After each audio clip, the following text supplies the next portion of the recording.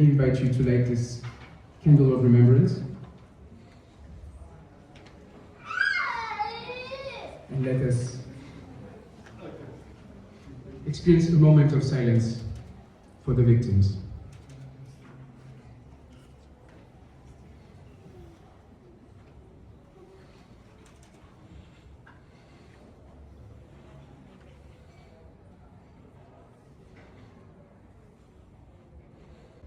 Good afternoon. The chief guest, Government of the Czech Republic, Honorable Deputy Minister of Foreign Affairs, Excellency Mrs. Marie Chatagova, Excellencies Ambassadors, members of the Diplomatic Corps, Friends of Rwanda, members of the Rwandan community in Czechia, ladies and gentlemen. I would like to take this opportunity to thank each one of you for taking time off from your busy schedules this afternoon to come and be with us as we commemorate 32 years of the genocide against the Tutsi in Rwanda. Your presence, as always, is a powerful statement and demonstrates to the rest of the world that you stand once again with Rwanda and the victims and families of the 94 genocide against the Tutsi.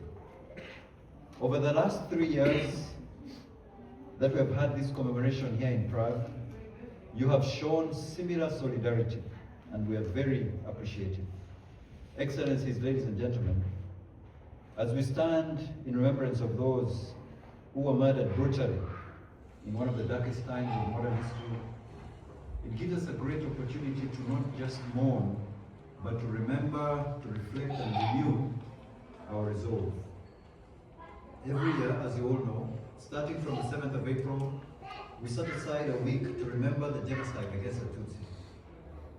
It was not spontaneous and was planned under former President Juvenal Habyarimana, spearheaded by former government officials, mobilized ministers, local leaders, army officers, together with affiliate extremist militias, to carry out across the country in 100 days, to carry it out in 100 days from April to July 1994. This also is to note that, it is important to note that it was the culmination of decades of long ethnic-based hate, an ideology of division instigated, taught, and spread since the colonial period. The result was over 1 million Tutsis killed in 100 days.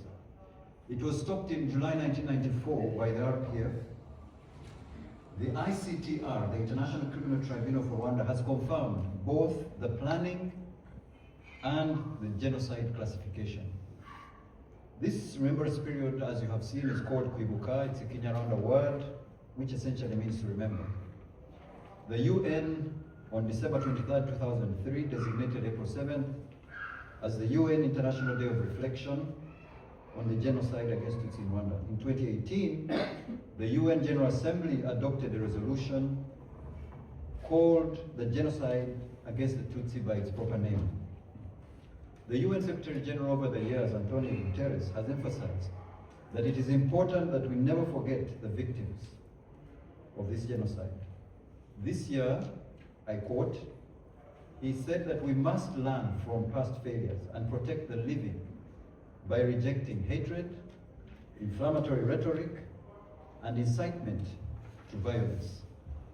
Our duty is to remember, and this period gives an opportunity to look at 94 events, learn from them, prevent them from happening not only in Rwanda, but anywhere else in the world. Commemoration of the genocide against Tutsi is a global framework. To remember those who perished, honor them, give their deaths meaning, comfort survivors, and pay tribute to Rwandans who stopped the genocide. To ensure that such atrocities don't recur, it is imperative that we take time to reflect, have an accurate understanding of what led to the genocide against the Tutsi. Excellencies, dear friends, memory will continue to define us as Rwandans. It keeps us focused and on our goal of national unity and reconciliation, peaceful coexistence and a collective declaration of never again. For the youth, even more important, it is because they need to be aware and be reminded of the consequences of ideologies that are negative. The youth of Rwanda today are privileged to have a country which embraces everyone without discrimination. We have had major achievements and milestones in rebuilding our country, including unity and reconciliation, justice to survivors, security and good governance. In spite of this, the memory of '94 remains present. And we are seeing manifestations of denial and distortion in some parts of the world. In face of this denial and divisionism which is resurging, remembering like today is even more important. Denial is not new and is a known phenomenon where planners and denialists distort facts in order to deflect attention. It is an effort to nullify and even downplay the role of perpetrators. Unfortunately, we are faced with organized denial networks across Europe, North America, and the rest of the world, who are circulating revisionist narratives, casting doubt on the planning, and even minimizing the death toll. Today, social media, regrettably, is a strong weapon used by denialists. Technology is able to offer new ways to preserve and share survivor stories, but also digital tools bring new challenges. The same technology that preserves memory helps genocide denial and distortion. Denial is dangerous and is a deliberate attempt to block the truth. Excellencies, friends, genocide against the Tutsi didn't come out of the blue, as I told you earlier. As you very well know, here in Europe, the Holocaust didn't begin with gas chambers, but with words, apathy, erosion of people's dignity. In Rwanda, it was the outcome of a long history of discrimination, deliberate denial of rights of a section of the Rwandan society. The speed of the killings confirms that the atrocities were planned.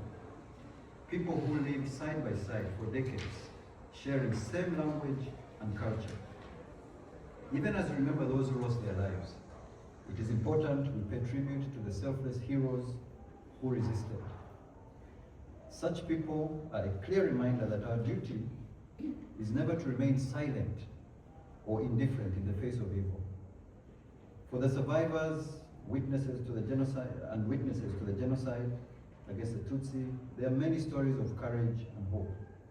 Today, here in this room, we shall listen to two of those brave survivors, Freddie Mutambuha and Judance Kaitesi, who've traveled to come and share their testimonies and give you a sense of the horrors that Rwanda underwent in '94. Our strongest weapon is education. Through learning, we gain ways to support and resist these forces that made this genocide happen. Freddie and Judance, who will share their personal testimonies, will demonstrate that they have unimaginable courage. They found themselves living side by side with killers. We salute them, stand with them, and thank them for their unmatched resilience. The legacy of distrust that the genocide left and wounded hearts. For us in Rwanda, life had to go on, and people had to learn to relive together. A governable state was unimaginable in '94, given the scale of the genocide. To overcome this unfortunate and brutal legacy, our leadership made difficult but deliberate decisions to foster national unity, reconciliation, and have laws that protect all. We have taken a decision to educate, and when we say never again, we are determined to make this a reality. At times like this, we come together for the generations that will come after us. We pray and work on making sure that they will stand together and unite to resolve to fight this ideology, prejudice, and discrimination. Excellencies and friends, I would like to take this time to appeal to all UN member countries to enact legislation that makes sure that they bring those who have been, to enact legislations that engage them in arresting and bringing to justice identified and confirmed fugitives. Lack of cooperation sends a wrong message to the fugitives and is a threat to peace and security. Rwanda and the region at large still faces challenges emanating from genocide. The ideology that led to the genocide is still spreading in our sub-region. Prevention of mass atrocities requires action. Closer to home, unfortunately, despite several UN resolutions to disarm and repatriate remnants, there are those who fled to the east of the DRC and continue to give us a threat to our security. Elements have regrouped and rearmed and targeted ethnic Tutsi in the DRC. What is happening is really a continuation of failure of the international community to deal decisively with the ideology of 30 years ago. Hesitancy or inaction is displayed, and this may lead to a resurgence of ethnic profiling and killings. International cooperation is critical and strengthens prevention efforts. Excellencies, friends, finally, once again, we thank each one of you who has come to lend your support and show solidarity. When the world vows never again, it is a vow that cannot be achieved by one nation and is a call to international solidarity. Where genocide has happened, it is because many times the world has turned away. Once again, we wish to express that the government and people of Rwanda are particularly grateful to the Czech government for their solidarity in times like this when we commemorate the genocide against the Tutsi. Rwanda as a country will continue to fight this ideology, and the government and people of Rwanda will strive for a country where each and everyone is valued. The promise of never again demands more than passive remembrance and demands commitment to identifying and addressing conditions that enable genocide. In this period of remembrance, we are reminded that we are all equal and deserve fundamental dignity. Only then can we build a world that is more tolerant, safe, and secure. I thank you all, and may God bless you all.